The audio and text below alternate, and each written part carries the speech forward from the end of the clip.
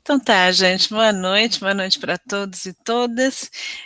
Hoje nós vamos olhar o texto bíblico, então se alguém não tiver Bíblia, peço para ter aí bem pertinho, para a gente poder ler os textos que nós vamos escolher, sobretudo da vocação, né, de Paulo, seja a experiência que Paulo faz de Jesus Cristo.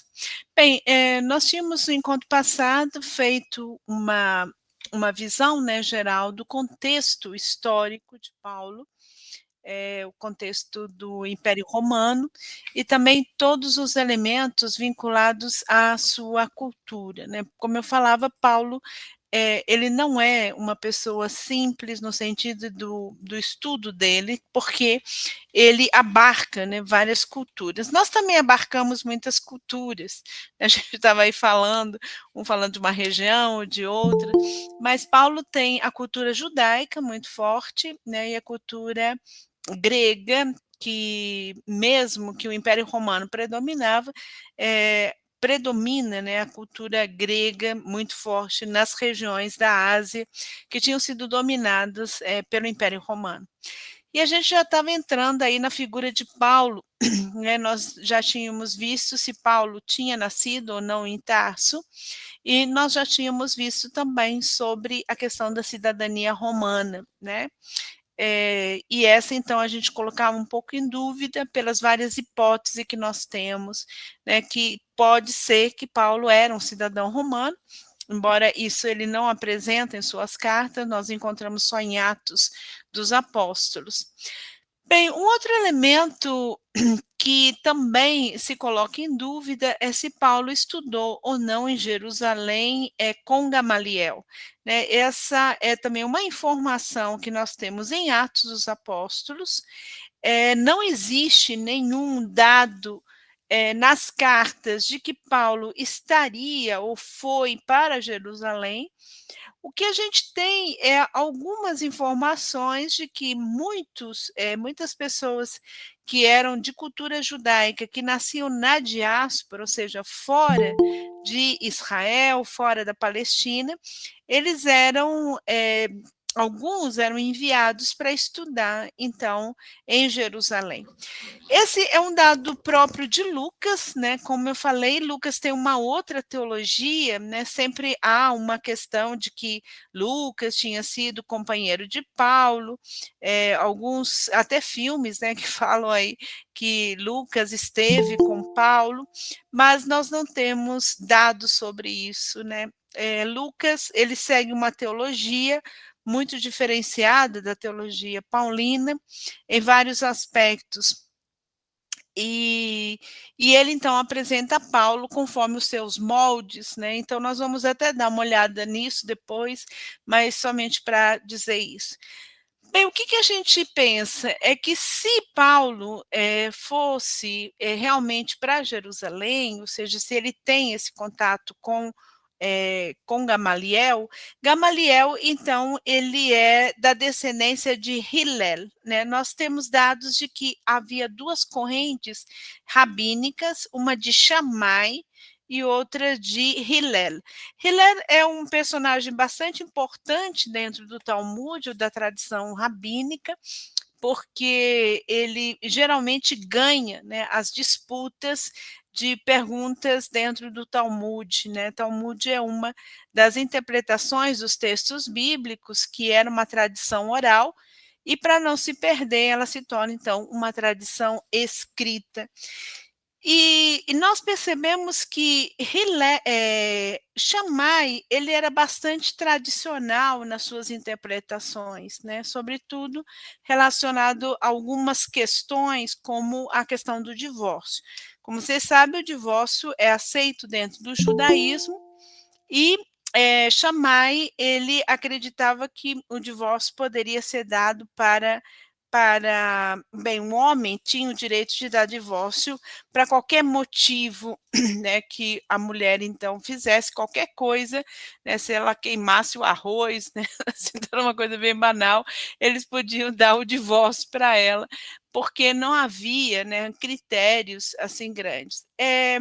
Hillel não, ele já é um pouco mais restrito em algumas questões, como o divórcio, e a visão, né, que Paulo fala do divórcio dentro da Primeira Coríntios é muito parecida com a tradição de Hillel.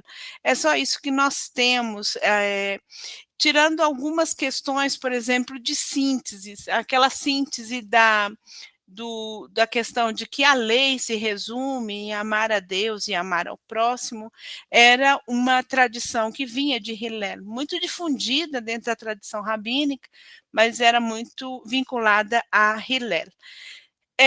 Então, nós não temos, né, nenhum dado que Paulo foi para Jerusalém para estudar.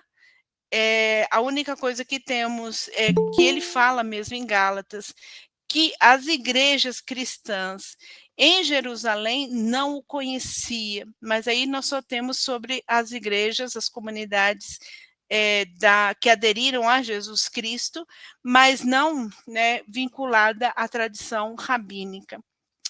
Bem, uns me perguntam se Paulo foi um rabino. Nós não temos dado, né? O rabinismo é um elemento que vem bem mais posterior, embora no primeiro século a gente já tinha a tradição rabínica vindo do farisaísmo, só que não temos dado se Paulo era ou não um rabino. Outra pergunta, se Paulo foi um soldado romano. Isso eu aprendi quando morei em Minas Gerais. Todo mundo achava que Paulo foi um soldado romano, justamente por causa da experiência contada em Atos 9. Mas Paulo nunca foi, né, um soldado romano. Não existe dados nenhum, nem como comprovar isso diante das suas cartas. Outra curiosidade que às vezes o pessoal pergunta é sobre se Paulo era casado, se Paulo era casado, se Paulo era solteiro, se Paulo era celibatário, se Paulo era viúvo. Dentro da tradição rabínica, nós temos somente uma pessoa, um homem, que não era casado, né, que era esse Ben Azai, que vocês estão vendo aí o nome dele no slide. Ben Azai, ele foi o único que aparece até no Talmud, o nome dele, foi uma pessoa importante, um rabino importante.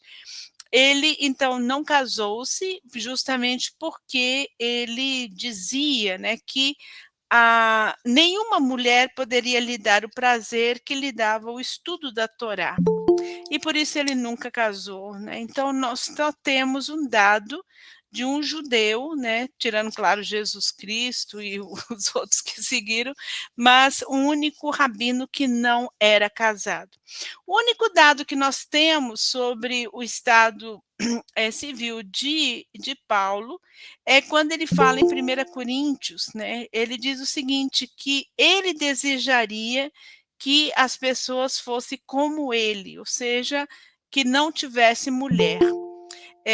Mas ali não dá para deduzir se ele tinha sido casado e, portanto, era viúvo, ou se ele nunca casou, né? Então, nós não temos esse dado.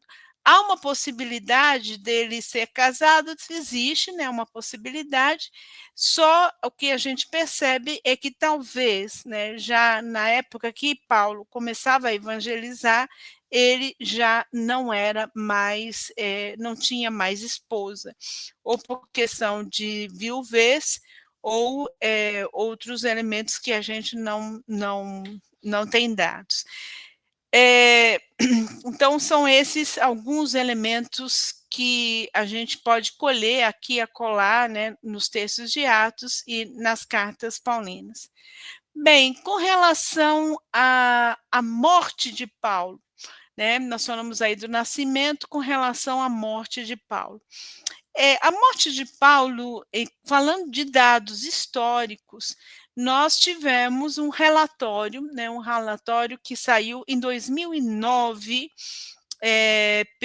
pelo Grupo de Arqueologia de Roma, que estuda, né, os elementos da igreja primitiva, proto-cristão e também depois as comunidades cristãs, um relatório que saiu no Observatório Romano, né, da época, né, nesse jornal do Vaticano 2009, porque por causa do jubileu, né, de nascimento de Paulo, foi feita uma pesquisa muito grande em Roma.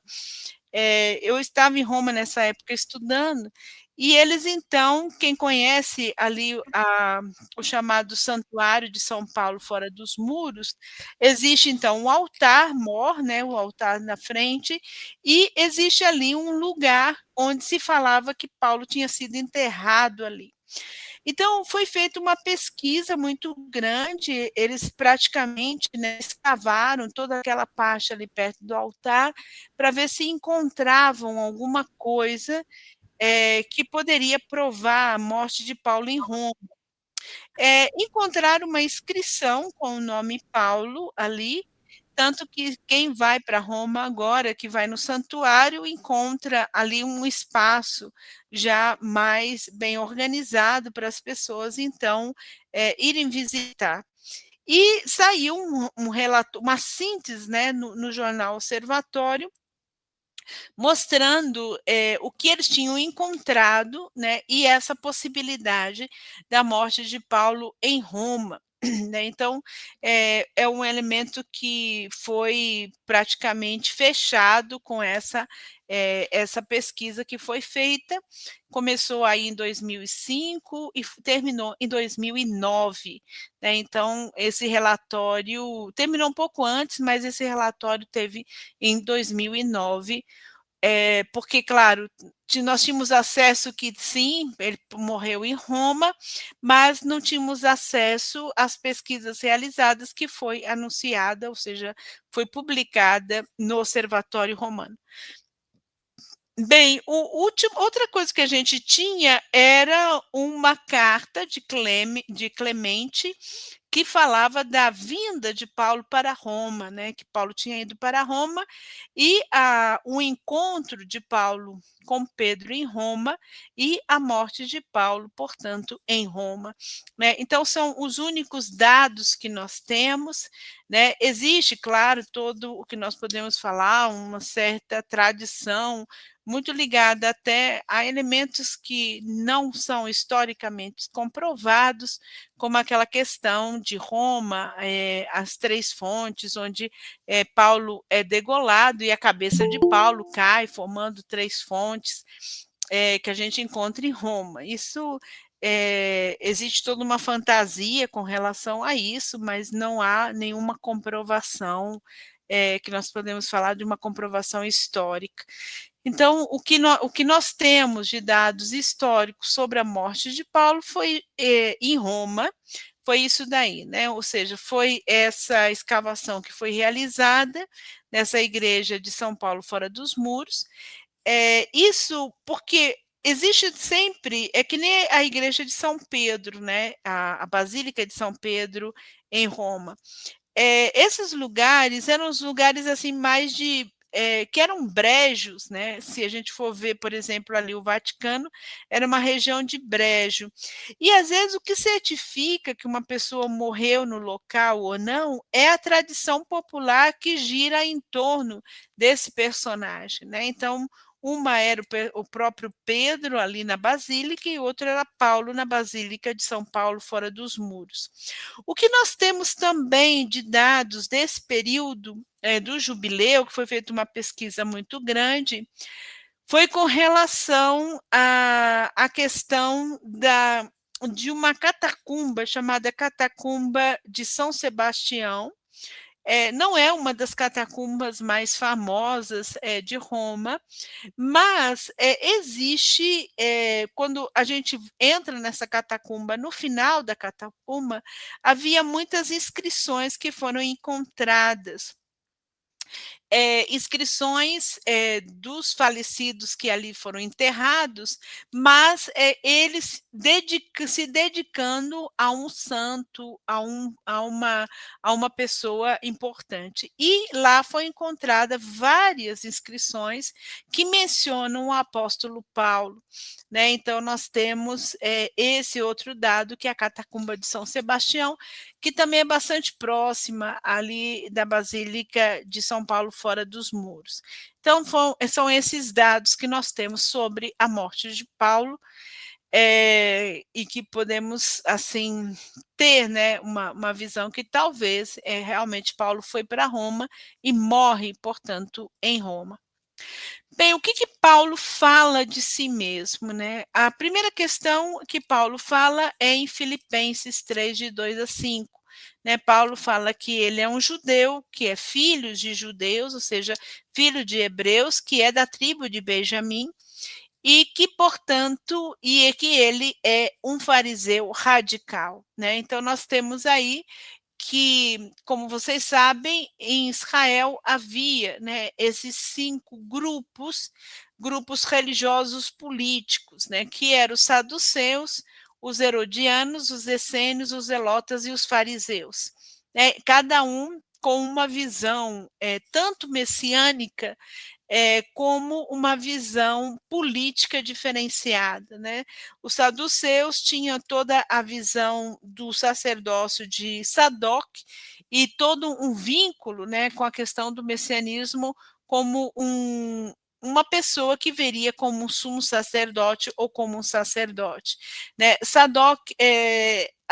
O Sadoc foi um dos grandes sumos sacerdotes. Sadoc se torna importante, ele era da tribo de Levi, mas ele se torna importante na sucessão, né, de Davi para Salomão, quando ele apoia Salomão. Né? Então, Sadoc, ele apoia Salomão e depois, claro, ele ganha vários privilégios por causa disso, dado que Salomão depois vai construir o Templo de Jerusalém e vai dar um status para o sacerdócio sadoquita.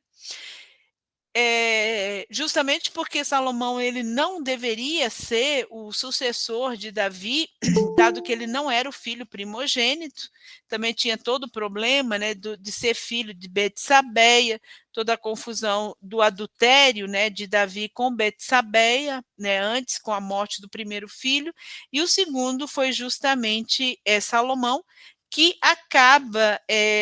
acaba sendo rei, embora ele não tivesse nenhum direito de ser rei. Né? Ele não era um dos primeiros filhos filho de Davi, e também no texto bíblico não tem nenhuma confirmação, nem de Deus, e nem a confirmação do povo de que ele deveria ser rei. Né? E por isso ele dá vários privilégios a Sadoc ganha vários privilégios.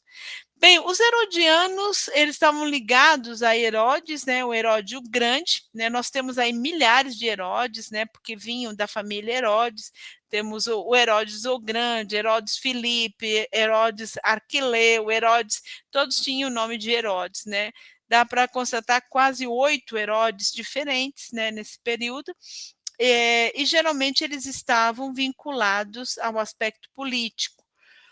Os essênios, primeiro, os zelotas, eles tinham uma visão mais revolucionária, vamos falar assim, do messianismo, ou seja, que o Messias seria aquele que iria criar uma revolta contra o Império Romano.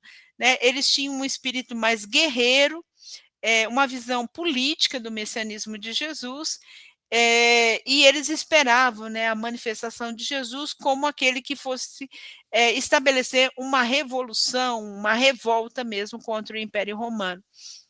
Os essênios e os fariseus, eles praticamente vêm dos Hassidins. Né? Hassidim era um grupo chamado religioso, e os Hassidins, eles se dividem em 2 grupos, formando os fariseus e os essênios. Os essênios, eles inicialmente eram um grupo político, todos eles eram um grupo político religioso, mas os essênios depois eles vão ter uma frustração, né, com relação à tradição dos macabeus, ou seja, a dinastia Asmoneia, que vinha de Simão Macabeus, e, portanto, eles vão se afastar, né, da política e se afastar dos grandes centros. Eles praticamente vão para o deserto, né, com várias práticas de purificação, e a revolução deles era justamente essa, né, de que o Messias viria através da purificação dos pecados dos próprios essênios.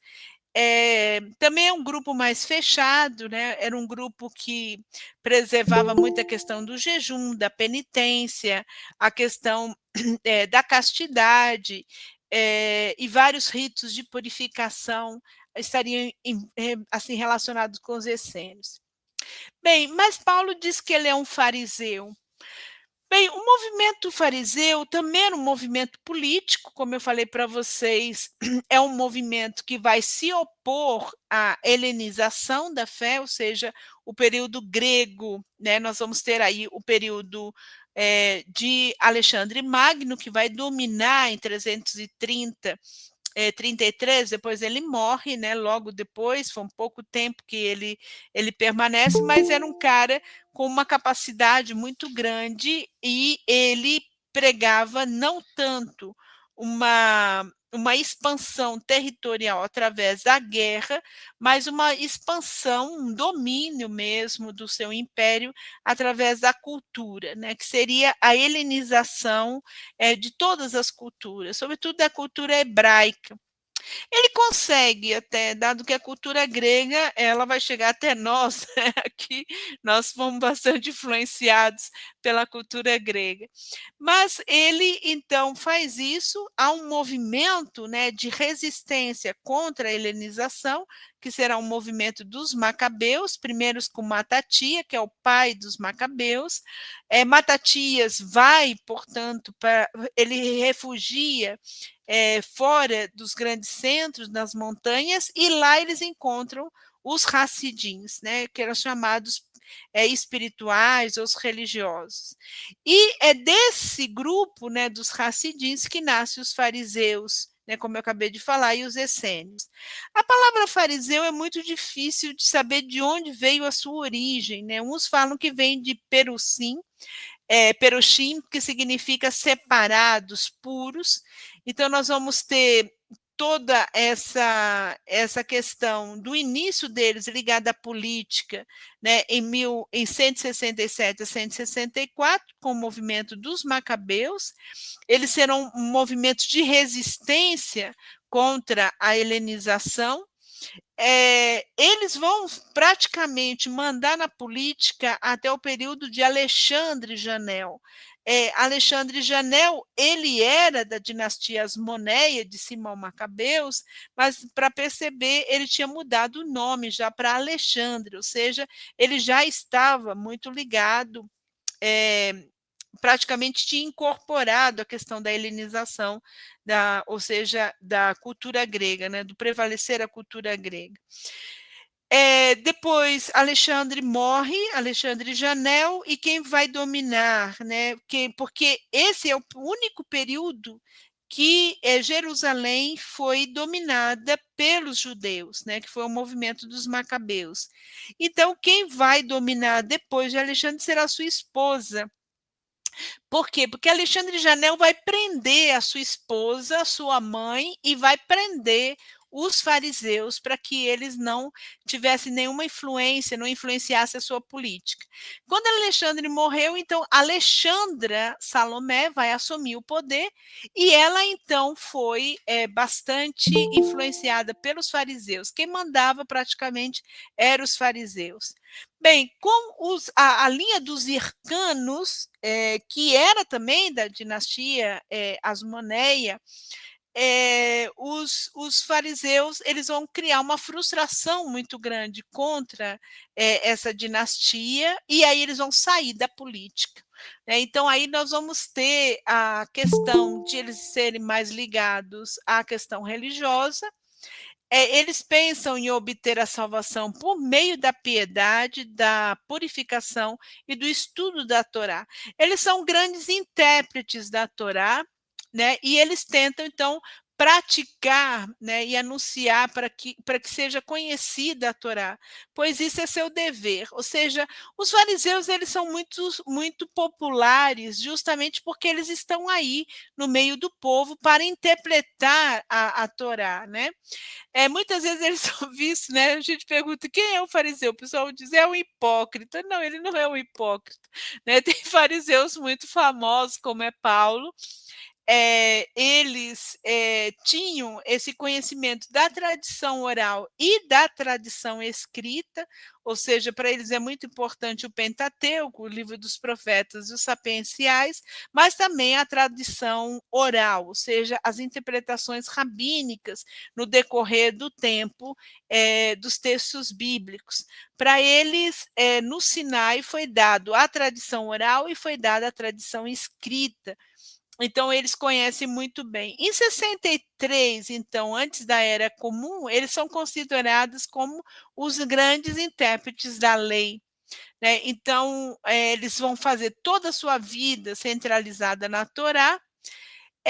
Eles acreditam na ressurreição dos mortos, isso vai influenciar bastante Paulo, né, não é que os outros grupos não acreditassem, né, muitos falam que os saduceus não acreditavam na ressurreição, dos mortos. Não é verdade, né. Os saduceus acreditavam na ressurreição dos mortos. O único problema dos saduceus é que eles não encontravam no Pentateuco textos que poderiam justificar a ressurreição dos mortos. É por isso que quando Jesus, no fundo, disputa com os saduceus, ele vai apresentar aquele texto de Êxodo 3, né, para falar da ressurreição dos mortos, ou seja, que Deus é o Deus de Isaac, o Deus de Abraão, de Isaac e Jacó, e, portanto, é um Deus dos vivos e não Deus dos mortos. Mas os fariseus, eles acreditam, né, piamente na ressurreição, isso vai influenciar, claro, Paulo que vem dessa corrente, e eles acham que a forma de preparar a vinda do Messias era através das purificações. É por isso, gente, que os fariseus eles são muito chatos com relação às purificações de pratos, de tudo, de lavar prato, lavar a mão antes de comer. Isso não por questões higiênicas, mas por questões religiosas, né. Então eles achavam que alguns elementos de purificação que era só dos sacerdotes, dentro do templo e em determinado culto, os fariseus popularizaram essas purificações, bem como os fariseus trouxeram muitas coisas que eram realizadas só no templo para as casas, né? Uma delas foram várias ceias, né? Ou seja, comer o banquete ligado aos deuses ou o banquete ligado ao Deus de Israel, no caso da tradição judaica, que isso era feito dentro do templo, eles vão popularizar, trazendo para as casas, né? Então, isso por isso que eles se tornavam muito irritantes, né, porque eles ficavam com questões de purificações, mínimas, tudo, você tinha que se purificar, mas porque eles achavam que com isso eles poderiam antecipar a vinda do Messias, quando o Messias encontrasse toda uma população, vamos falar assim, purificada. Bem, e com isso eles acreditavam, né, da possibilidade de adiar essa vinda do Messias, também por meio do estudo da Torá. Então, por isso eles se dedicam muito ao estudo, né, praticamente eles se dedicavam a semana toda ao estudo, indo para as casas, né, no final de semana, no sábado, onde, eles passavam com a família, dado que o sábado, deveria ser o dia de descanso. Bem, nós vamos ter aí muitos ritos que eram, como eu falei, realizados no templo, que vão para as casas, então as purezas, rituais, a observância da lei, do sábado, a supervalorização da circuncisão e, sobretudo, das normas dietéticas, né. Então, todos os procedimentos de limpar, de fazer comida, de matar os animais, eles vão popularizar. Bem, nós vamos ter aí o fariseu que acredita na esperança messiânica dentro da história, ou seja, que o Messias seria um ser humano que viesse dentro da história e que ia, por exemplo, estabelecer esse novo tempo que eles chamam de tempo messiânico, a era messiânica. Então, o Messias não seria só uma pessoa, mas ele instauraria a era messiânica com características diferenciadas, né, que nós vamos ver depois quando vamos falar do messianismo de Jesus. Bem, outro elemento que influenciou os fariseus foi a apocalíptica judaica. A apocalíptica judaica, ela nasce aí no período mesmo helenístico, justamente por causa que foram os gregos que trouxeram a possibilidade de existir uma imortalidade, né, do ser humano. Até então, até o período helenístico, não havia uma noção de ressurreição dos mortos, né. Essa era um elemento que Israel não conhecia, né. Para Israel, o ser humano quando morresse, ele simplesmente morria como um ser humano inteiro, e o que ficaria dele seria só a memória, né, a memória daquilo que ele fez, a memória daquilo que ele realizou, a memória, né, dos seus, parentes, né, ou seja, recordando essas pessoas continuariam vivas. Mas, através do período helenístico, é que nasce a possibilidade de ter uma vida após a morte, como vida, né. Havia uma crença de que eles continuariam vivos no Sheol. O Sheol era o lugar dos mortos, né, isso já desde o 3.000 anos, antes de Cristo, a tradição acádica, ela trouxe essa possibilidade de que as pessoas continuariam vivas no Sheol, mas, que o Sheol era um lugar muito ruim, ou seja, um lugar muito sombrio, era um lugar onde, tudo era muito escuro e as pessoas ficavam lá dando continuidade à sua vida, né. Nós temos, assim, dados, que diz que se uma pessoa morreu, queimada, ela ficaria no Sheol o tempo todo dizendo: "Ai, ai, ai", isso está escrito nos textos. Se ela morreu sem alguma parte do corpo, ela continuaria sem essa parte, por exemplo, se ela morreu sem o braço, continuaria sem o braço, se morreu sem a perna, continuaria sem a perna. E ali no texto acádico tem uma coisa muito legal, de se a pessoa morria como corrupto, ela passaria o resto dos seus dias no Sheol duvidando de todas as pessoas, né. Então a corrupção já existia há 3.000 anos antes, né, de Cristo, né, para vocês verem como o negócio é antigo. E, havia a apocalíptica, que introduziu também, já havia no período persa, mas introduziu esses elementos como anjo, demônios, ou seja, seres, né, semideuses que poderiam fazer o bem e que poderiam fazer o mal, né. Então foi a apocalíptica que introduziu essa questão do demônio, que introduziu esse elemento do diabo, né, que são diferentes, demônio é uma coisa, diabo é outra, mas esses seres, assim, foram introduzidos por ela. Havia no farisaísmo uma visão muito nítida de que Deus havia um plano de salvação. Isso vai estar muito forte em Paulo, que era começar com a criação, então tudo começa com a criação de Deus e terminaria na salvação final, né. Então há esse arco, né, que os fariseus apresentavam da criação e do final dos tempos. E no intermédio, né, entre a criação inicial e o final dos tempos, nós tínhamos a revelação, né, a revelação de Deus no decorrer de toda a história, a aliança de Deus, né, e a sua centralidade na lei que foi dada por Moisés. Então, esses pilares, né, criação, revelação e redenção final, eram os três grandes pilares do judaísmo farisaico. Então, isso vai acabar também influenciando Paulo.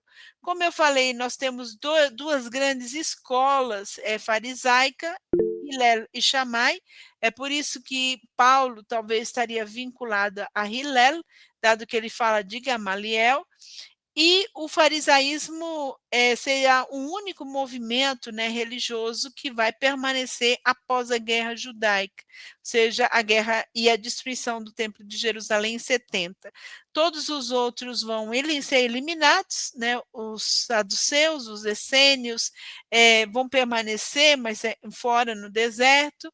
Os herodianos serão eliminados e quem vai ficar mesmo será os fariseus. Diga, amigo.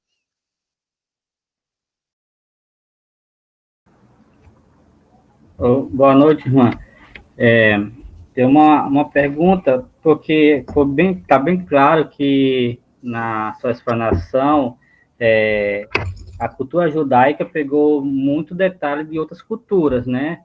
Lembro também que o meu professor de livros sapientes, Tais, né? Ele fala justamente dessa enculturação que o povo de Israel acabou pegando por causa do contato que teve, né? A minha pergunta é justamente por que os fariseus tinham esse certo afastamento com o povo gentil, né? Porque considerava assim, um povo impuro, uma vez que eles tinham esses resquícios, né, de outras culturas. Bem, os judeus sempre teve um grande problema com relação às chamadas outras nações, né? Justamente por causa da eleição e da aliança. Para ele era claro que o Deus escolheu o povo de Israel. O povo de Israel foi escolhido por Deus, é essa a visão que eles têm, e Deus, escolhendo Israel, lhe deu uma lei que é a lei mosaica, vinculado com toda a tradição de Moisés. Então, e com isso, houve, com o passar do tempo, a visão da questão do monoteísmo, né, do monoteísmo judaico, ou seja, de acreditar no único Deus.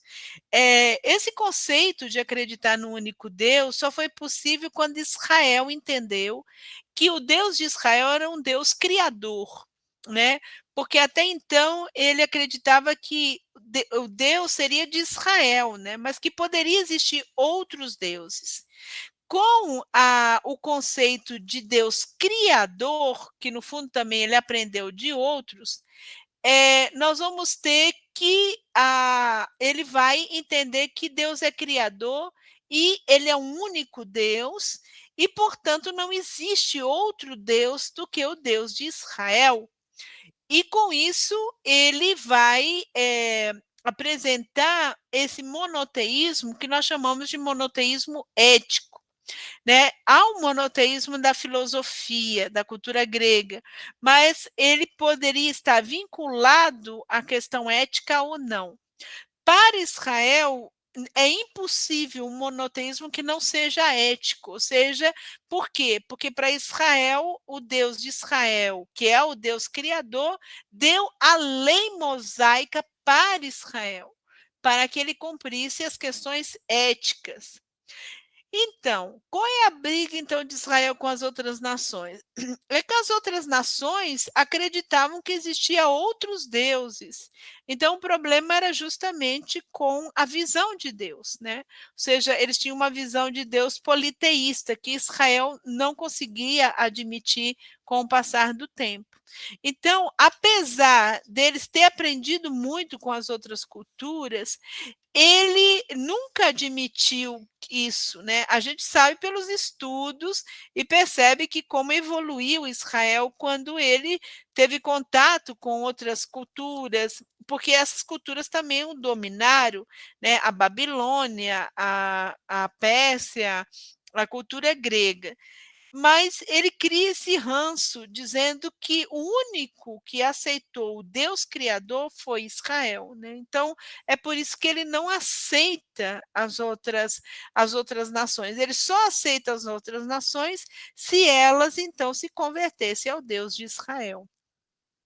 Né, e isso a gente vai ver em toda a Bíblia, e esse também será um problema de Paulo, né. E quando Paulo, vai entender que por Jesus Cristo os gentios também eram admitidos como, para receber a salvação que vinha de Jesus Cristo, então aí Paulo será um problema para todos, os judeus que aderiram a Jesus Cristo, né. Isso nós vamos encontrar em Gálatas, isso muito forte, em Filipenses também, de que as pessoas, achavam que se você, sendo um pagão, um gentil, quisesse aderir a Jesus Cristo, que é o Messias e aquele que cumpre as promessas dadas a Israel, então você deveria ser judeu primeiro. Esse é o grande problema que Paulo vai ter que enfrentar, porque eles não aceitam que alguém que não fosse da cultura judaica, já somente pelo batismo se transformasse, no seguidor de Jesus Cristo, que é visto como cumpridor das promessas dadas para os judeus, né. O que nós chamamos, no fundo, o que nós chamamos de particularismo israelita, ou seja, esse fechamento de que você, deveria ser judeu, assumir o Deus monoteísta e, portanto, você entrar, né, nessa fileira que era nessas, ou seja, entrar dentro, né, dessa tradição que deu, né, essa tradição que recebeu as promessas, a aliança, a eleição, a lei mosaica e assim vai. Então não é fácil para Israel aceitar outras nações. E aí a grande dificuldade também da gente entender o título de Paulo como apóstolo dos gentios.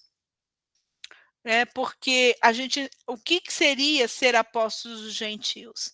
Seria porque no fundo, né, vamos falar bastante claro, para um pagão ou um grego aderir a Jesus Cristo, ele deveria deixar a sua cultura religiosa e, de certa forma, aceitar uma tradição que vem da cultura grega, da cultura hebraica.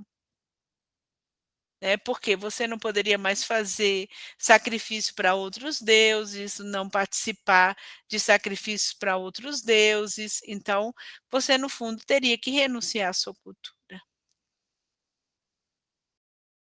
Então há uma grande dificuldade, e eu vou colocar para vocês que, no fundo, é os estudos da filosofia política, né, a questão do particular e do universal. Tanto que há um resgate de Paulo na filosofia francesa, justamente por causa dessa questão, né. Até que ponto nós podemos chamar de Paulo de uma mentalidade universal.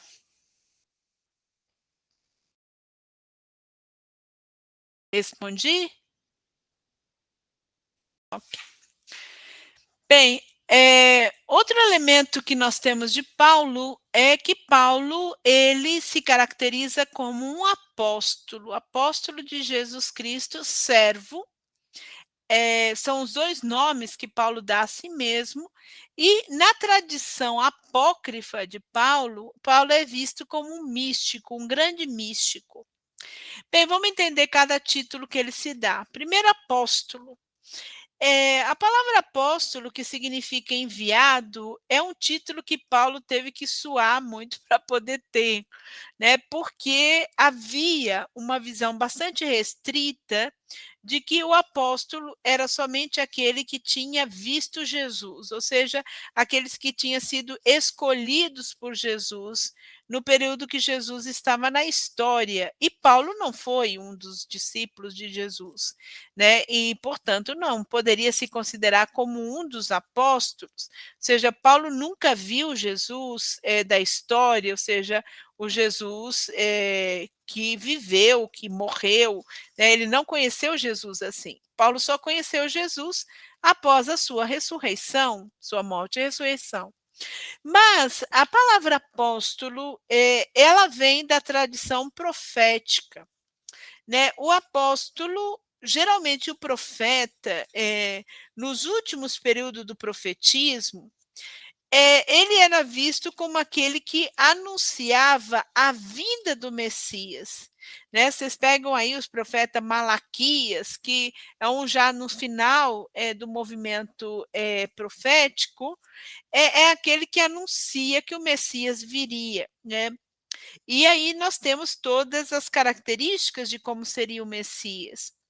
O apóstolo que vem na esteira do profetismo, ele é aquele que anuncia que o Messias já chegou, né? Ou seja, Paulo, ele é apóstolo enviado por Jesus Cristo, é, que anuncia que o Messias é Jesus, né? Então, ele é aquele que anuncia o messianismo de Jesus. Então, a gente tem que entender apóstolo nesse sentido, né? Que vem da tradição profética, né? Esse termo vem da tradição profética. Porém, a diferença dos profetas do Antigo Testamento é que o apóstolo não anuncia mais só a vinda do Messias, mas anuncia que esse Messias é Jesus Cristo e, portanto, todo o reino esperado com a vinda do Messias já foi instaurado, né, através de Jesus. Ele usa o termo também servo, que muitas vezes vem com a palavra dolos, escravo, ou vem com a palavra diácono, né, diaconia. Dolos, ou seja, escravo, Paulo, quando usa, é justamente para ele se comparar com Jesus, que é servo. Ou seja, Jesus se esvaziou, né, da sua condição divina para se encarnar, e Paulo diz: eu também tenho que fazer isso, né, esse esvaziamento. E aí Paulo se vê como escravo, como dolos. O que é o escravo? O escravo é aquele que não tem direito de nada, né? Como eu falei, o escravo não tem direito a contrair matrimônio, não tem direito à casa, não tem direito à propriedade. E Paulo, então, se via, né, como alguém que se identificava com Jesus, que também foi chamado de escravo, seja aquele que não tenha direito, seja aquele que no fundo, renunciou aos seus direitos para ser igual ao ser humano. Com relação ao elemento místico, não é só um elemento de espiritualidade forte que Paulo tem, mas, sobretudo, a questão de ver, né? Ou seja, ele tem visões na tradição apócrifa, ele tem visões, ele faz milagres, né? Então, havia esse sentido de místico, no sentido de ser visionário das coisas que aconteciam após a morte ou que aconteceram na criação.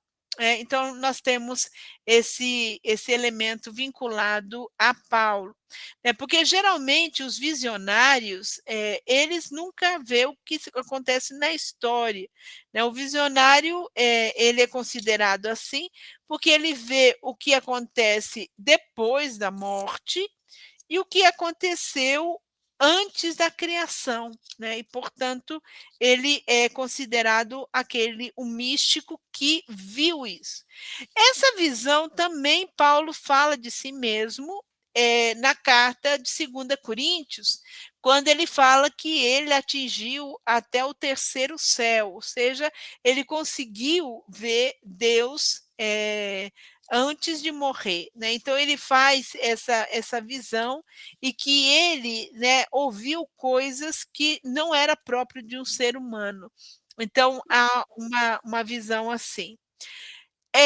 Paulo também foi um grande evangelizador, isso não temos nenhuma dúvida, né? Paulo é aquele que pregou o evangelho de Jesus Cristo, que pregou quem é Jesus, né? O messianismo de Jesus, e praticamente nós podemos falar que Paulo fundou comunidades, mas no fundo, Paulo é mais um pregador de Jesus, né? Porque a gente percebe que Paulo teve que sair muito rápido desses lugares que ele foi evangelizar, e, portanto, quem fundava mesmo essas comunidades eram as pessoas que ficavam lá, ou seja, as pessoas que eram próprias do local. Por isso a gente considera Paulo como fundador de comunidades, mas quem fundou mesmo talvez sejam essas pessoas que eram do local, como Lídia, como Timóteo, como outras pessoas que continuavam aí e poderiam criar comunidade. Em alguns lugares ele ficou mais tempo, como em Corinto, mas em outros não, justamente porque ele era perseguido e ele ficou muito tempo preso. É por isso que Paulo escreve, né? Paulo escreve as suas cartas, uma porque ele tinha que sair muito rápido dos lugares onde ele ia para evangelizar, e porque metade da vida de Paulo ele ficou preso. Então, para que ele não perdesse o contato com essas pessoas, ele acaba, então, assumindo a carta como uma forma de esclarecer e uma forma de manter o contato com essas pessoas, porque ele não poderia estar lá, né? Então, Paulo não é que ele tinha um projeto de ficar aí pipocando em todos os lugares. Paulo era perseguido e era obrigado a sair desses lugares e acabava ficando preso, né? Sobretudo em Éfeso, ficou preso em Roma, ficou preso em vários lugares. E nesse período que ele estava preso, ele continuava então escrevendo, tendo contato com as comunidades. Então é por isso que Paulo também é visto como um grande missionário, que vai levando o evangelho para outros lugares, porque isso é uma característica própria do cristianismo, né, dado que, vamos falar assim, a nossa religião é uma religião de adesão, né, e, portanto, precisa ser comunicada para que outras pessoas possam aderir a essa religião, porque nós não nascemos cristãos, né, nós aderimos a Jesus Cristo e precisa de gente que anuncie para essa adesão. Bem, Paulo é um teólogo? Bem, depende. Se a gente entende como teólogo aqueles que fazem tratados, né, de teologia, Paulo nunca foi um teólogo, né? Nós não temos tratados de teologia. Paulo é um teólogo no sentido que nós podemos falar no sentido mais genuíno, né? Ou seja, as cartas de Paulo não são teorias sobre Jesus, né? As cartas de Paulo são problemas comunitários que são relidos à luz, né, de Jesus Cristo. Então, Paulo é aquele que está completamente sintonizado, conectado com as comunidades, né? No meu tempo falava antenado, né, com as comunidades e com os diferentes problemas que surgiam da comunidade, ele relia esses problemas à luz de Jesus Cristo. E, portanto, Paulo ele não é, né, um homem teórico, Paulo não é um que escreveu algum tratado de teologia, mas Paulo é, vamos falar na nossa linguagem, um pastoralista, ou seja, alguém que está extremamente sintonizado, né, com a realidade e escreve aí a partir da luz da vida cristã, de Jesus Cristo, da própria Trindade, né? Então nós temos esse elemento bastante forte. Já está na hora do intervalo, senhora Valdete? Tá sim. Estamos aí com 1 minutinho, né? 2 minutinhos, mas podemos, né? Isso, então a gente faz já o intervalo, porque depois a gente já vai entrar no tema das cartas, então aí Ótimo. acredito que daí a gente pode fazer o intervalo aí. Então, um pequeno intervalinho, gente, para descansar aí os ouvidos, e aí a gente volta. Prof, também descansar a voz, né? A gente Ok. volta em 5 minutos.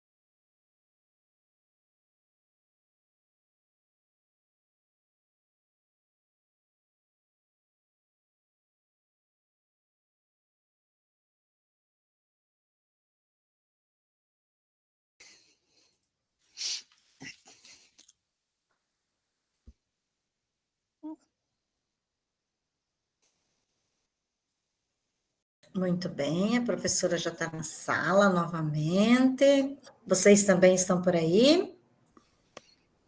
Ana Cristina, Tereza, muito bem. Todo mundo aí se manifestando.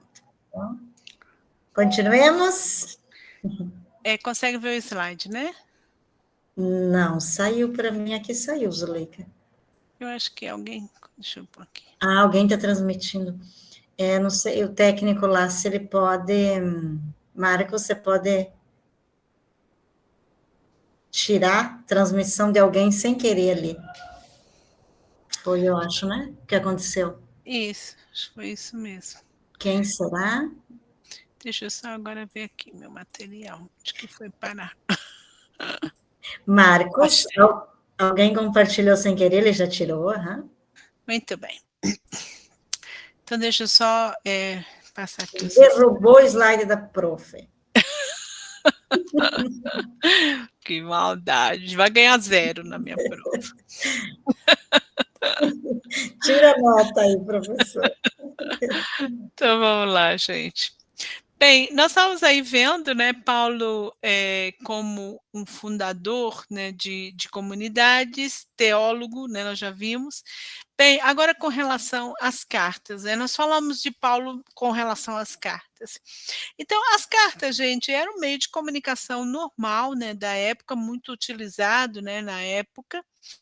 E Paulo escreve várias cartas que acabam entrando, então, dentro do Novo Testamento como cartas canônicas. O que é cartas canônicas? São essa lista, né, de livros que são considerados sagrados por nós. Agora, é claro, ou por uma determinada religião, é claro que Paulo nunca pensou, né, em cartas canônicas. Paulo, como eu falei para vocês, ele tinha uma preocupação de escrever cartas para resolver problemas. Então, tinha um problema, Paulo tinha que resolver. De que forma ele ia resolver? Então, através das cartas. Então, ele olhava, geralmente, toda essa realidade à luz daquilo que também Paulo tinha aprendido, né, de Antioquia da Síria, da sua experiência com Jesus Cristo, da sua experiência com Deus e a sua experiência com o Espírito Santo. Mas, dentro do que nós chamamos de corpos paulinos, ou seja, as cartas da tradição paulina, nós vamos ter aí 14 cartas, né? 14 cartas divididas com relação à autoria entre proto-paulinas, deutero-paulinas e trito-paulinas. As cartas proto-paulinas são as cartas consideradas autênticas, ou seja, que realmente Paulo escreveu. Nós temos aí 7 cartas, né? Vamos considerar como 7 cartas, aí na ordem cronológica. Há uma dúvida sobre a carta aos Romanos, né? Se ela pertence ou não a Paulo. E eu vou dar algumas pistas, né, sobre essa hipótese de uma não autoria de Romanos de Paulo. É claro que depois vocês vão estudar de forma mais aprofundada a carta aos Romanos. Então, quais são as cartas que pertencem a Paulo? Né? Como ordem cronológica, nós temos a primeira carta aos Tessalonicenses. Essa é a primeira carta de Paulo e a primeira carta, o primeiro livro do Novo Testamento. Ele foi escrito nos anos 50 e 51, antes do Evangelho segundo Marcos, e, portanto, ele é considerado um dos textos, né, ele tem um status dentro do Novo Testamento, por ser considerado o primeiro escrito, né, do Novo Testamento. A segunda carta é a carta aos Gálatas, né? A Gálatas, a Tessalônica é uma cidade, né? Uma cidade. Agora, Gálatas, a Galácia não é uma cidade, né? A Galácia poderia ser uma região, uma província, dado que existe 2 Galácias, né? Uma Galácia que seria uma região romana chamada Galácia e uma província romana chamada Galácia. Nos estudos a gente acha que Paulo está escrevendo para a região da Galácia, que abarca menos cidades, né? Nós temos aí uma região com várias cidades e, portanto, essa carta seria quase uma carta secular, né? Ou seja, para várias comunidades e não para uma única comunidade específica. As outras é a carta aos Filipenses, né, escrito para a cidade de Filipo, seria a comunidade ali localizada. Há um pequeno bilhete, que é a carta a Filemo, que é um bilhete, e nós chamamos de carta de recomendação ou carta do amigo carta do amigo do patrão, se chamava assim. Filemo, ele é um dos líderes, né, da comunidade de Colossas, ou outros chamam de Colossos, né? Esse cara, né, Filemo, ele tem um escravo chamado Onésimo, e esse escravo rouba de Filemo e foge, né? Foge, e lá no momento ele resolve então se encontrar com Paulo. Havia no Império Romano essas chamadas cartas do amigo do patrão, né? Então, quando um escravo tinha alguma dificuldade, para ele não ser punido, né, pelo erro que ele fez, ele então ia até um amigo do patrão, um amigo muito próximo do patrão, e pedia uma carta de recomendação para ele não ser punido, né? Porque uma pessoa que foge por ter roubado o patrão, ela poderia ter várias punições, né? Como a punição de trabalhar em minas de carvão, que era uma das piores punições. O patrão poderia cortar um dos seus membros, a perna ou o braço. O patrão também poderia entregar ele para os animais selvagens para ser comido como punição, né? Mas ele poderia apelar para o amigo do patrão para que essas punições não acontecessem. É isso que Onésimo faz, vai até Paulo e Paulo então escreve uma carta entregando Onésimo, né, para Filemo. Uma porque Paulo está preso e ele não pode ficar com Onésimo, né? Porque se ele ficasse com Onésimo, ele era considerado ladrão também, porque Onésimo é um escravo de Filemo e, portanto, é uma propriedade, né, de Filemo e, portanto, ele não poderia ficar com essa pessoa, com ela. Então é um bilhete que ele praticamente elogia Filemo, né, tendo como objetivo que ele acolhesse Onésimo, que fugiu e que com certeza deve ter roubado alguma coisa de Filemo. A primeira e a segunda carta aos Coríntios, Corinto é uma cidade portuária, né? Então aí nós vamos ter vários elementos ligados a uma cidade portuária. Um dos elementos muito fortes é a questão da sexualidade, né? Porque porto geralmente são lugares de prostituição, e ele vai trabalhar muito esse elemento da prostituição, de questões vinculadas à sexualidade, no texto da primeira carta aos Coríntios. Corinto a gente constata que poderia ter sido escrita 6 cartas para Corinto. A primeira Coríntios não seria a primeira carta, seria a segunda nessa lista, porque parece que Paulo tinha mandado uma carta chamada Carta das Lágrimas, que nós não temos acesso, e escreve uma segunda carta, que seria para nós a primeira Coríntios. A segunda Coríntios é um somatório de cartas diferentes, e, portanto, ela não é tão linear como a primeira Coríntios. A primeira Coríntios tem um monte de problema, porque ela é uma comunidade, além desse elemento da questão da prostituição ou elementos vinculados à sexualidade, é uma comunidade que tem muitos dons, e é uma disputa, né, entre os membros da comunidade qual o dom maior. né? Então, o dom maior é justamente a questão de falar em línguas, e que vai ser uma das polêmicas.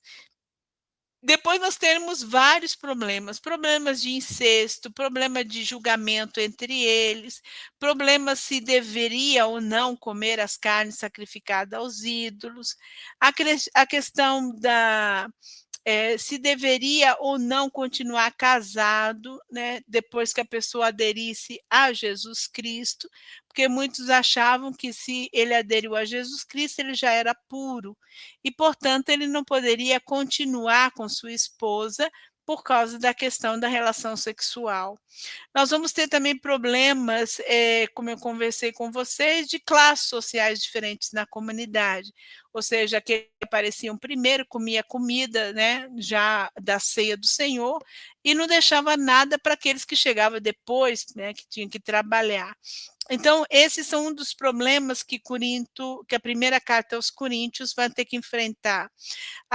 Outro problema muito forte, além dessa questão dos dons, que achavam que um dom era mais importante do que o outro, entre eles falar em línguas, é a questão deles não acreditar na ressurreição dos mortos. Então, muitos falam que a ressurreição dos mortos não existe. E outros falam que Jesus não assumiu a carne humana, ou seja, que Jesus era já divino e, portanto, ele não poderia assumir a carne humana. Então, é por isso que essa carta, vocês vão encontrar uma teologia muito marcada pela cruz. Não é porque Paulo tem uma teologia só da cruz, é que a comunidade de Corinto tinha um problema de entender a encarnação de Jesus Cristo e a morte e ressurreição de Jesus, né? Então, nós vamos ter isso que perpassa a 1 Coríntios. A 2 Coríntios é uma briga de Paulo com relação à comunidade, né? Porque a comunidade xinga Paulo de absolutamente tudo, né, que Paulo ele é bonzinho quando está com eles, mas depois é cruel quando escreve as cartas, que Paulo fazia uma coleta para Jerusalém, mas essa coleta era para ele ficar com o dinheiro, então ele falava que não cobrava nada, mas depois fazia a coleta para ficar com o dinheiro, que Paulo não tinha uma carta de recomendação para a comunidade, que Paulo não sabia falar direito, quem sabia falar era Apolo. Então, Paulo foi xingado de tudo. E Paulo se defende, né, na 2 Coríntios, que Paulo não era apóstolo, porque Paulo não viu Jesus. Então, havia toda essa polêmica.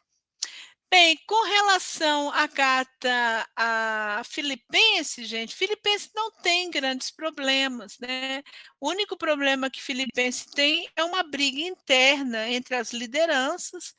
É uma carta que Paulo escreve na prisão. Paulo está para ser condenado à morte, ele não sabe se ele vai morrer ou não.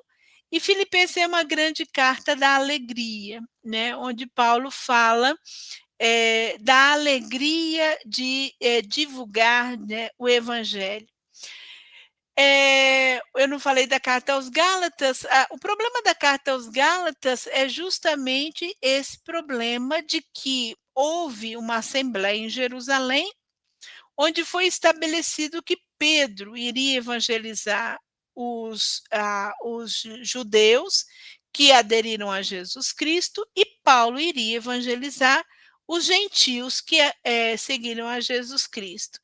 E que ele não deveria exigir dos gentios de serem judeus, né? Ou seja, Paulo não poderia exigir que os gentios fossem primeiro judeus para depois serem cristãos. Essa é a grande problemática de Gálatas. E isso ficou claro, né, na Assembleia de Jerusalém.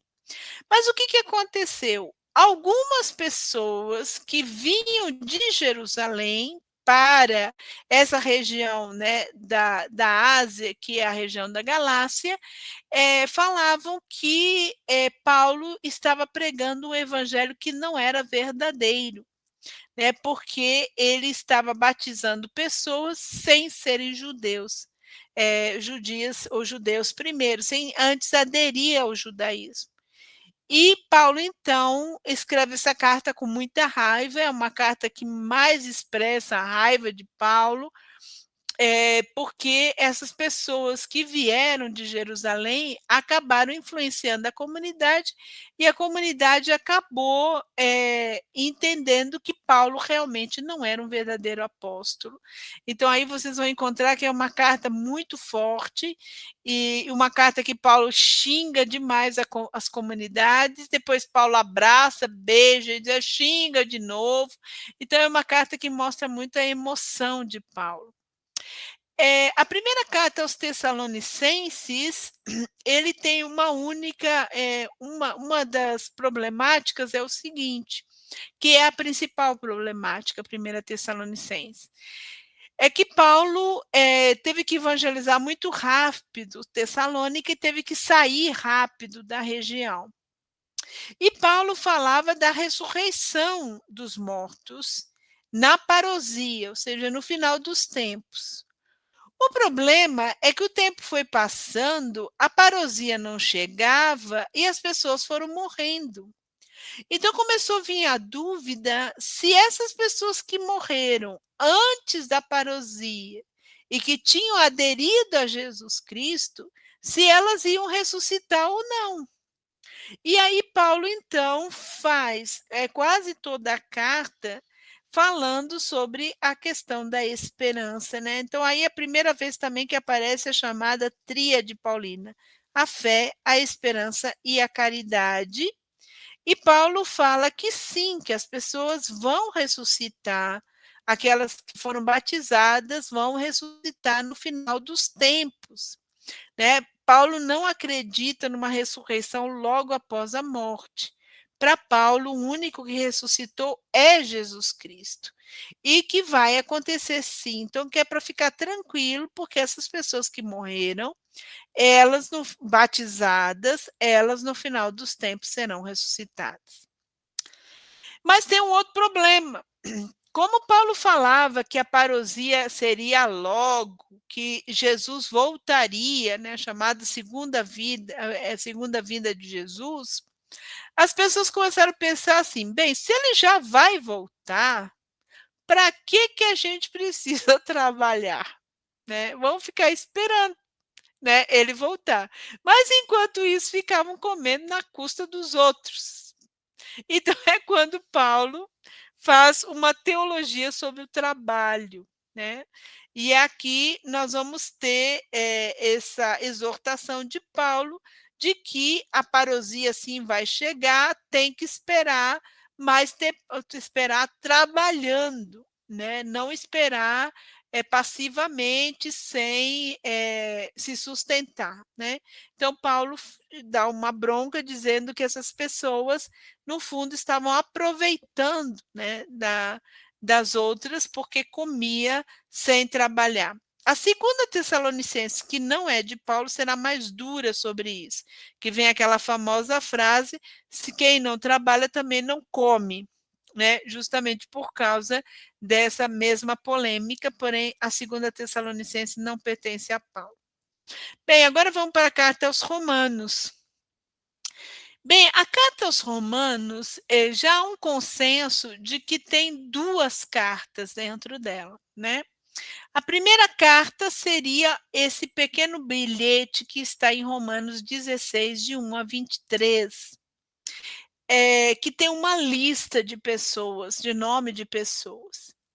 A comunidade de Roma não foi fundada por Paulo. Paulo não conhece essa comunidade e então tem esses vários nomes. Esses nomes já existe um certo consenso de que não pertencem à comunidade de Roma, mas pertencem à comunidade de Éfeso. Né? Então seria um bilhete escrito para Éfeso, o capítulo 16 de Romanos.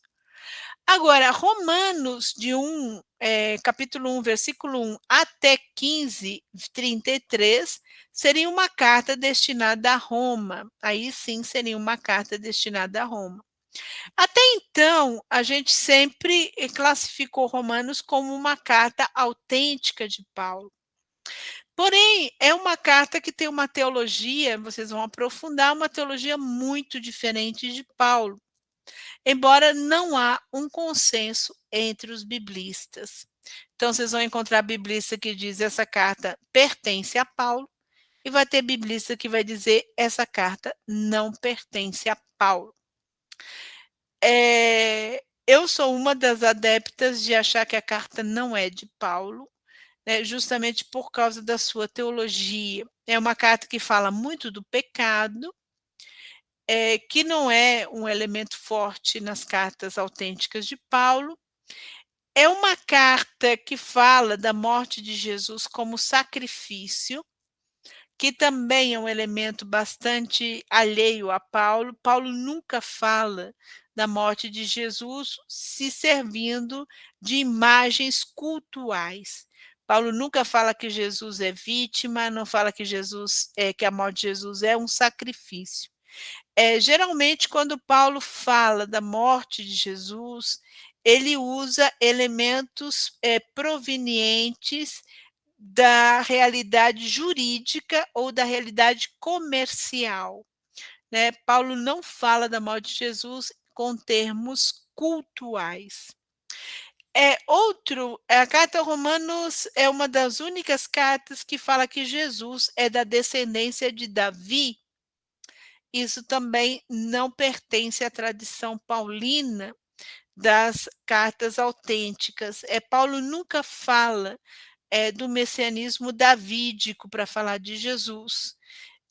Então, esse elemento é bem estranho. Outro é uma carta que fala que Paulo é apóstolo dos gentios, como se Paulo utilizasse esse título, né? Isso aparece no final do capítulo 11, quando a carta aos Romanos se dedica aos judeus.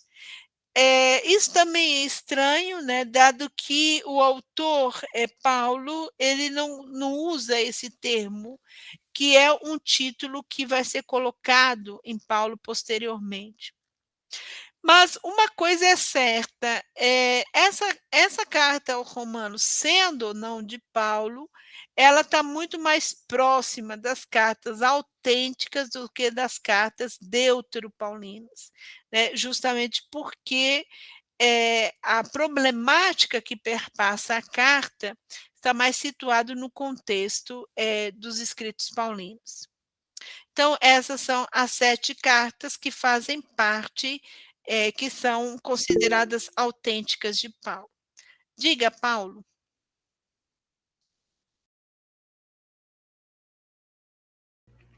Boa noite. Boa noite. Só uma dúvida.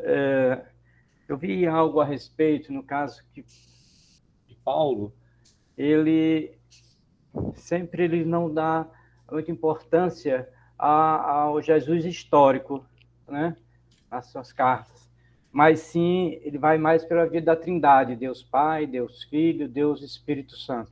Existe alguma verdade nesse fato, nessa história?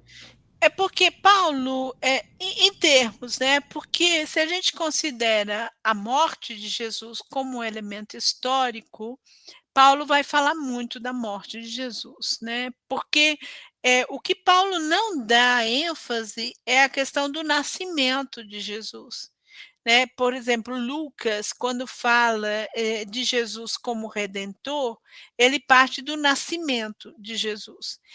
Paulo não parte do nascimento, Paulo parte da morte e da ressurreição, né? Toda a teologia paulina é focada na morte e ressurreição de Jesus.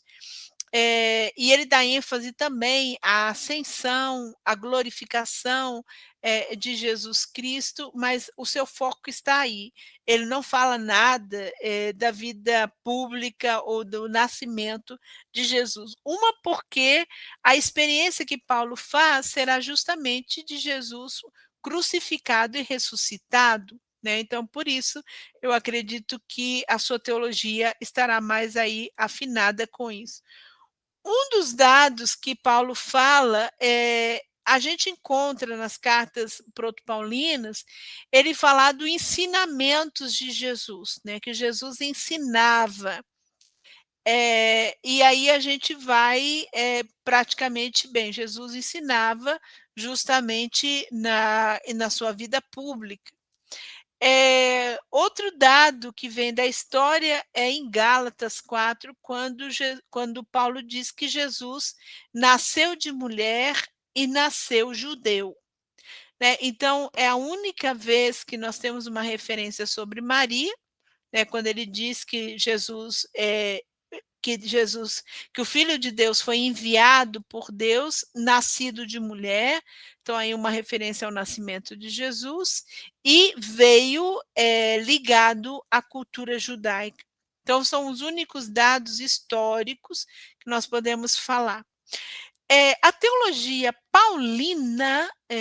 paulina das cartas autênticas de Paulo, ela não vai ser cristocêntrica.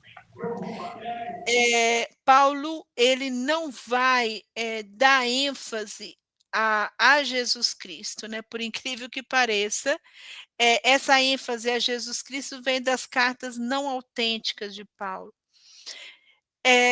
Para Paulo, tudo gira ao redor de Deus Pai.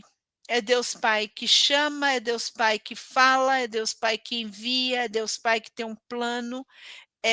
Se a gente pode falar um termo, Paulo seria mais paterlógico do que cristológico. Né? Não há uma centralidade cristológica em Paulo. Não estou querendo dizer com isso que Cristo não é importante. Cristo é importante.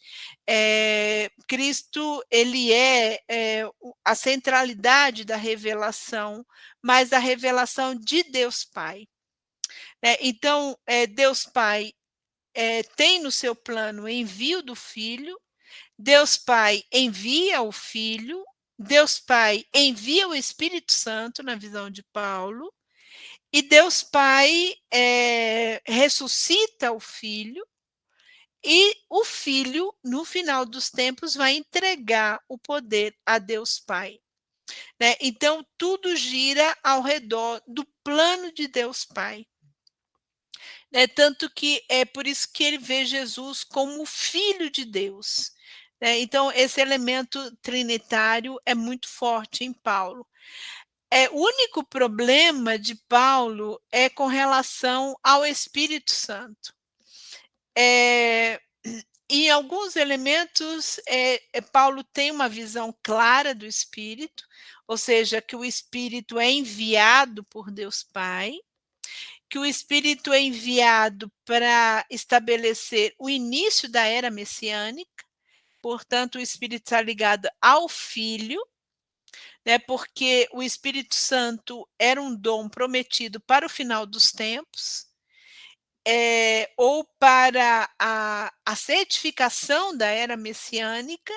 Então, quando ele fala que nós recebemos o Espírito Santo, ele está falando que essa era messiânica foi antecipada para a história, porque o Messias é Jesus, mas quando ele vai falar mais forte sobre o Espírito ligado à criação, também é um elemento muito forte, e para Paulo, o Espírito Santo é aquele que nos dá consciência de que somos filhos de Deus. Justamente porque nós recebemos o Espírito Santo no batismo, e é ele que nos certifica que nós somos filhos de Deus, e porque nós já estamos, né, na era messiânica. Outro elemento forte do Espírito para Paulo é a questão ética. Ou seja, o Espírito Santo não dá somente dons, que são os carismas, mas o Espírito Santo nos provoca frutos, né, que é justamente aquele que ele apresenta em Gálatas 5. A grande dificuldade que Paulo tem com o Espírito é que ele oscila em questão de que se o Espírito Santo está vinculado a Deus Pai ou o Espírito Santo está vinculado a Jesus Cristo. E isso não é claro na pneumatologia paulina. E isso a gente encontra uma dificuldade quando Paulo fala do Espírito em 2 Coríntios 3, 4, 5. e aí a gente vê que ele oscila em alguns elementos com relação ao Espírito. Por outro lado, ele tem uma visão bastante clara do Espírito Santo vinculado ao messianismo de Jesus. Isso sim. Não sei se eu respondi sua questão, mas seria isso. Tanto que ele será um dos primeiros, né? Claro que as cartas paulinas, elas são os primeiros livros do Novo Testamento, né? Porque os evangelhos vêm depois de Paulo. Então, o Evangelho de Marcos é que está mais próximo aí da datação dos escritos de Paulo, mas Paulo será o primeiro a introduzir tudo, a Trindade, a introduzir Jesus como filho, a introduzir Jesus como Messias, a falar do Espírito Santo, a falar da ressurreição dos mortos, da ressurreição de Jesus. Então, tudo isso será introduzido, da palavra evangelho, será tudo introduzido pelo apóstolo Paulo, né, no Novo Testamento, dado que são as primeiras cartas a serem aceitas. Muito esclarecedor. Obrigado. Eu agradeço. Bem, agora as cartas chamadas deuteropaulinas. As cartas deuteropaulinas são aquelas cartas que têm uma autenticidade problemática, ou seja, são cartas que não são consideradas autênticas do apóstolo Paulo.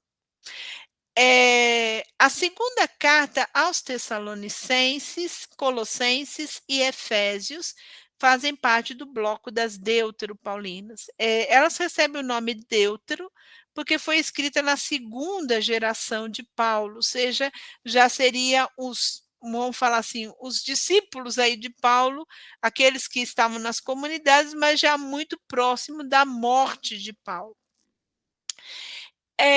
A segunda carta aos Tessalonicenses, ela é muito parecida com a primeira carta.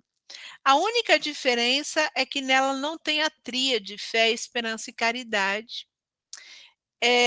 Há um problema nela porque ela é muito apocalíptica, escandalosamente apocalíptica.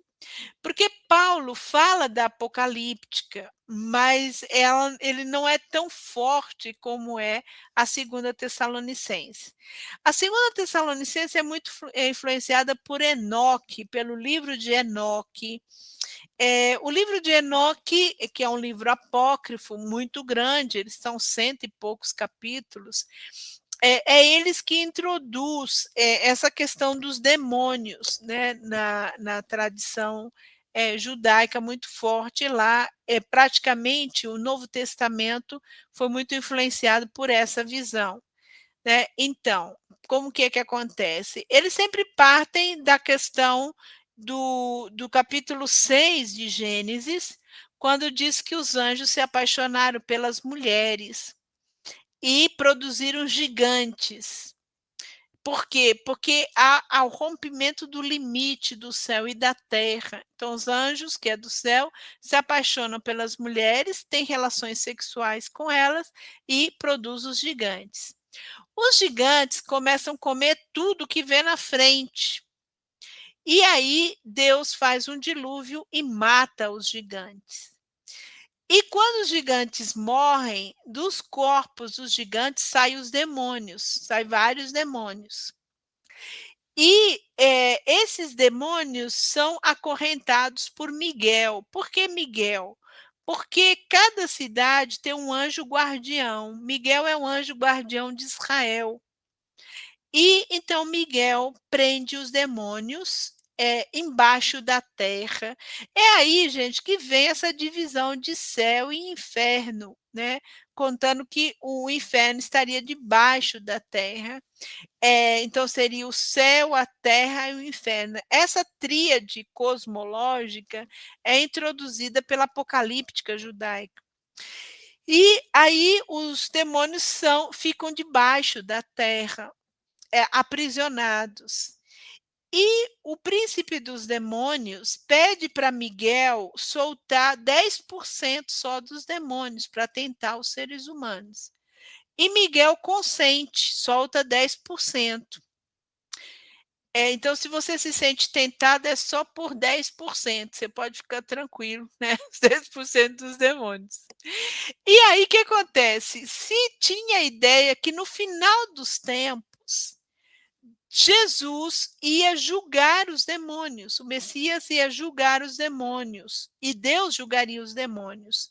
E aí os demônios seriam condenados só no final dos tempos.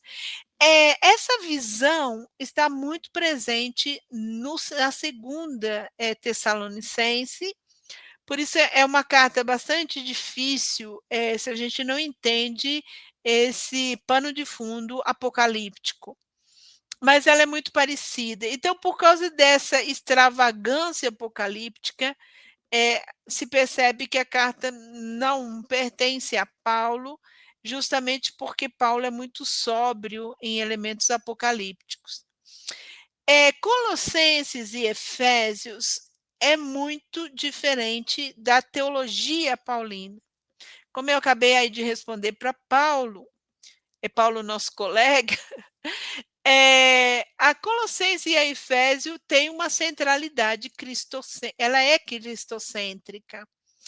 E fala sobretudo Colossenses, de um Cristo cósmico, ou seja, de um Cristo que era antes da criação e que é depois da ressurreição, e ele é que manda no cosmo, ele é soberano no cosmo.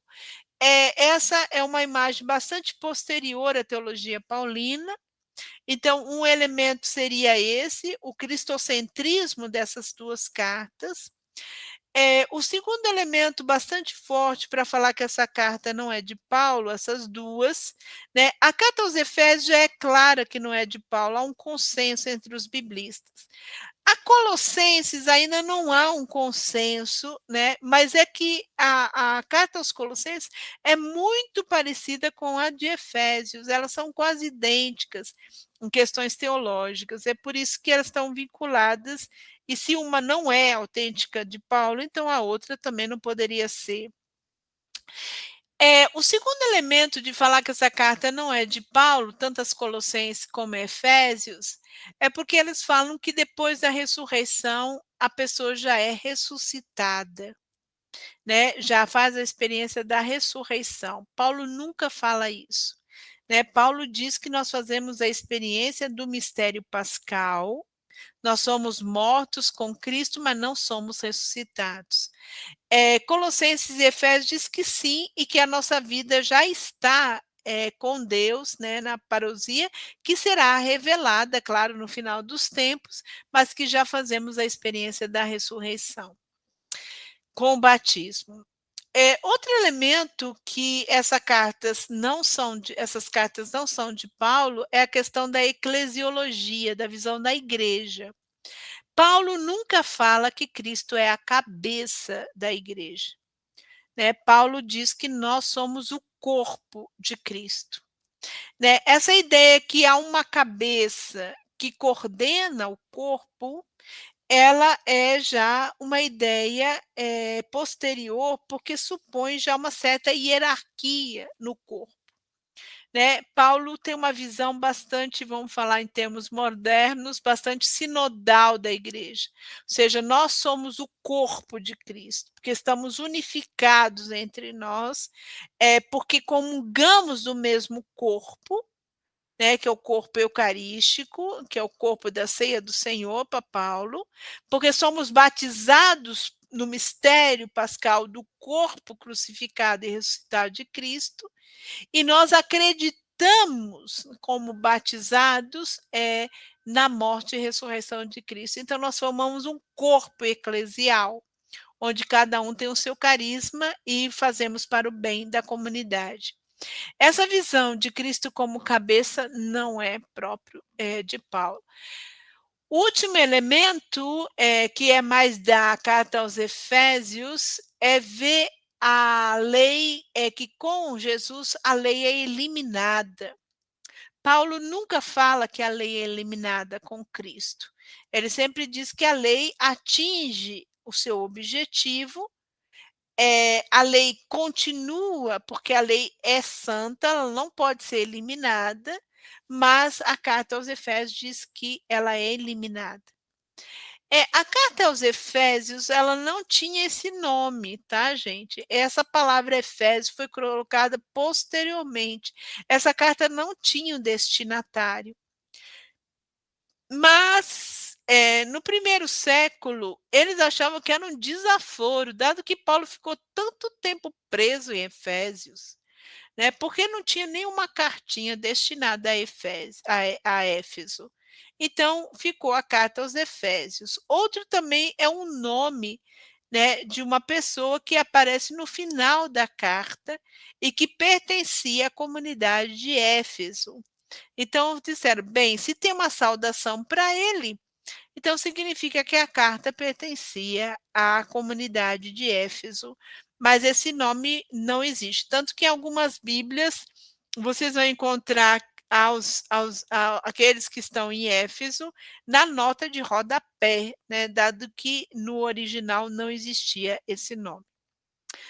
Bem, há também outro problema nessa carta, que são os códigos domésticos, ou seja, que tem lei para o pai, a lei para o patrão e o escravo e a lei para as mulheres. E aí vem o chamado machismo de Paulo, né? Paulo, coitado, é acusado de machista por causa da carta aos Efésios e aos Colossenses, com os chamados códigos domésticos. Também código doméstico não existia, né? Esse título foi dado por Lutero que chama de códigos domésticos, esses destinados ao esposo, à esposa, aos filhos e aos escravos. E por isso que, como Efésios fala, mulheres, sejam submissas aos seus maridos, né? E maridos, ame as suas mulheres, porque a gente esquece a segunda parte, ficamos só com a primeira. Porque eu acho que para os homens é pior, sabe? Porque amar a esposa como Cristo amou a sua igreja, eu acho que é uma tarefa muito difícil. E aí, por isso, Paulo é chamado de machista, mas ele é acusado numa carta que nem pertence a ele. As trito-paulinas, elas realmente não são de Paulo, que é as chamadas cartas pastorais, né? Porque são chamadas cartas pastorais porque são escritas para pastores, né? Ou seja, para os líderes da comunidade, que é Tito e Timóteo. Essas cartas realmente não são de Paulo, né? Uma porque tem um ranço terrível contra as mulheres, todas elas, né? Sobretudo a primeira Timóteo e Tito, que elas são muito parecidas. Essas cartas já supõem uma hierarquia na comunidade, né? Ou seja, elas têm como critérios como eleger um diácono, um episcopo, um presbítero. Existe uma possibilidade quando fala de mulheres diáconos, né? Porque não existia diaconisas, existia homem diáconos e mulheres diáconos, né? Isso nas comunidades primitivas, justamente porque era necessário mulheres para o batismo, dado que a pessoa que era batizada, ela ficava nua para se revestir de Cristo, colocando uma outra roupa, né, que seria uma roupa branca. Então, por isso que eram as mulheres que faziam o batismo das mulheres, né, justamente por causa dessa questão. E outras práticas que elas fazem, né, que estão nesse texto. Aqui sim existem critérios para ser diácono, episcopo e presbítero. Às vezes o episcopo vem em singular, às vezes vem em plural. Então, há uma certa confusão entre o papel do presbítero e o papel do episcopo, porque às vezes parece que eles só têm funções diferentes, mas não existe um episcopo, mas vários episcopos e vários presbíteros. Às vezes, sim, vem no singular, então aí nós vamos ter essa questão. Então, a primeira Timóteo e Tito são esses critérios para a eleição dessas pessoas, quem deve ser. A visão dessas cartas é o seguinte: elas estão muito baseadas que essas pessoas, elas têm que ser pessoas que sabem governar a sua casa, né. Então, se ele é um bom chefe de família, ele também saberá organizar a igreja, né. Há muita essa visão. A grande problema de não ser de Paulo, primeiro é por causa dessa hierarquização que vem fortemente posteriormente. Outra questão é a preocupação dessas cartas de darem testemunho para as pessoas de fora.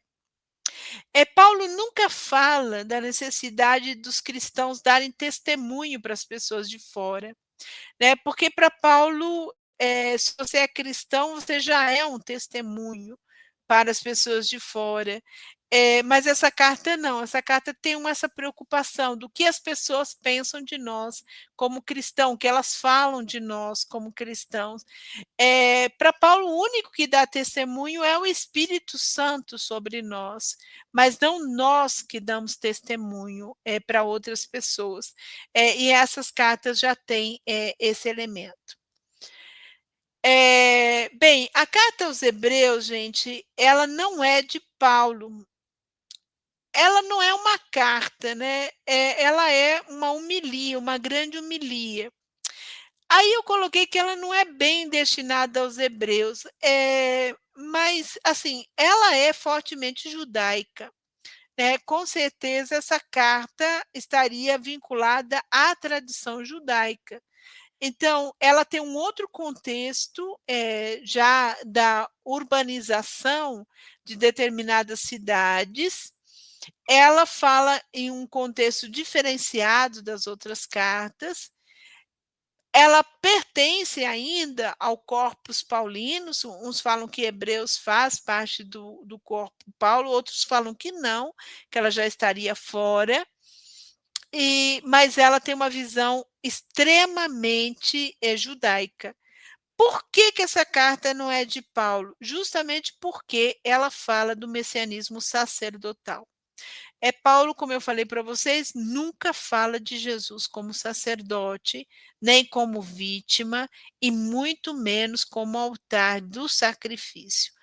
Essa carta gira completamente ao redor do templo, né? E portanto, ela não pertence a Paulo, né? Paulo nunca fala, né, de elementos do messianismo sacerdotal. Então, agora eu estou aí, né? Faltam uns minutinhos só, mais aberta então às perguntas.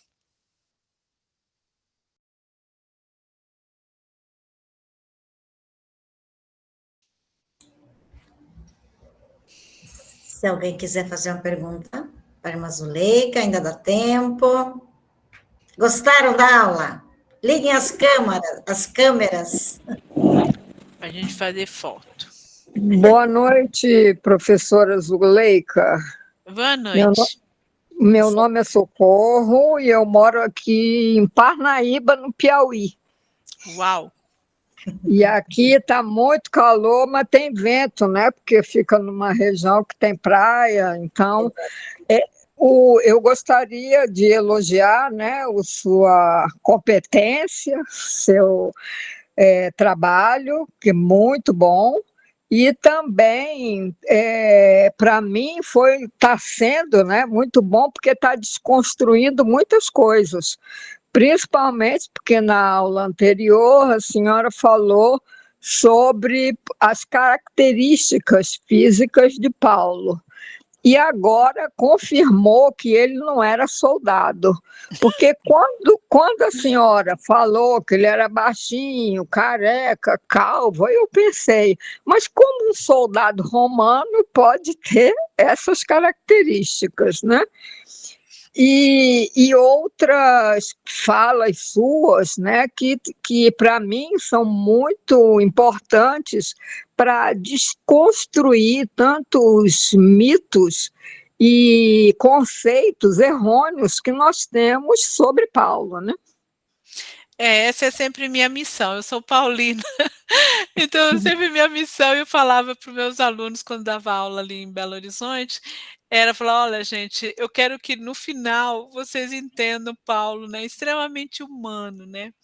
Paulo é uma pessoa muito humana, Paulo é uma pessoa que praticamente, né, deu as bases da nossa vida cristã, umas bases muito sólidas sobre o cristianismo.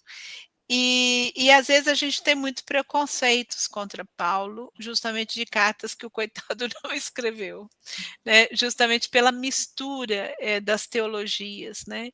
Então, para mim é muito bom, Socorro, entender que é necessário redescobrir Paulo, né, e a beleza que Paulo tem, porque a gente sempre lê as cartas de Paulo, e aí distinguir, né, aquelas cartas que não são de Paulo, a teologia que não é de Paulo, e aí a gente encontra um Paulo muito aberto, né, um Paulo bastante, comunitário, um Paulo bastante sinodal, um Paulo que tem essa abertura também muito grande às mulheres, se a gente considerar as cartas autênticas dele, né. Então eu vejo que é necessário redescobri-lo mesmo. Mas que bom que está redescobrindo e desconstruindo, né, a imagem que nós temos de Paulo. Não, e apenas, desculpe, né, se eu estou me Não, tranquilo. continuando a falar, é sobre a questão da que Paulo, com os seus comportamentos também, ele começa a ter essas atitudes cristãs nas questões, por exemplo, quando ele fala dos escravos e fala do comportamento de Deus em relação à não acepção de pessoas, enquanto e também na ceia do Senhor, que as pessoas que não trabalhavam comiam, né, antes e depois os servos. Então ele começa também a desconstruir essas injustiças que se pode dizer, mas que também o que mais me está chamando a atenção durante esse maravilhoso curso de extensão que eu estou fazendo, né, a convite da irmã Valdete? da irmã Valdete, é a questão também essa questão do cristianismo puro, como era que o comportamento das comunidades, o papel da própria mulher. Isso eu acredito que seja uma das grandes, como é que se diz, lições de Paulo para nós, né, sobre essa questão e que é muito atual, porque, por exemplo, mesmo eu vejo que em algumas festas, primeiro comem as pessoas e tudo, e às vezes os empregados, então isso também se reverbera até nos dias de hoje, quando não temos um comportamento verdadeiramente cristão. Uhum. Eu agradeço. Muito bem. Fica aqui, prof. Vamos fazer a foto oficial. A outra ficou um pouco feinha, assim, foi eu que fiz, agora é o técnico que vai fazer. E abre a câmera aí, Socorro. Você falou. Mas eu estou de biquíni, não posso. É porque aqui eu estou na praia, né? Não pode mesmo. Não posso, fica para a próxima. Perdão, tá, Quem professora? pode aí, gente, abre a câmera. Não. Agora todo mundo sorriu, faz a foto aí, técnico, aproveita. Avisa aí quando deu, Marcos.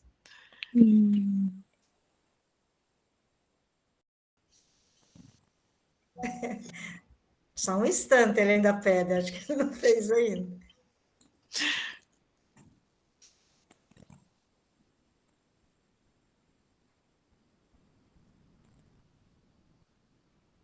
João Marquinhos, senão a gente vai ficar estátua aqui. Pronto. Foto feita. Obrigada, Zuleika. Obrigada a todos vocês. Sexta-feira é o último dia de aula da Prof. Zuleika. Isso. E a Aí, semana... com certeza, nós vamos usar a Bíblia. Muito bem. Mas está sendo boa, né, gente? Eles estão falando, né? Não precisa a gente dizer, olha aí, manifestações, né? Então, sexta-feira a gente aguarda vocês e na próxima semana o Padre Clodomiro entra, né? Concluindo o curso, mais 3 noites, tá? Obrigada. A gente podia rezar, para concluir, né, a nossa aula, aquela oração bem antiga de Nossa Senhora, a proteção, a vossa proteção, né? É a oração mais antiga de Maria. Vamos rezar juntos? Pedindo que essa oração, ela chegue a todos aqueles e aquelas que precisam de uma experiência de Deus mais fundante, mais profunda, nessa noite.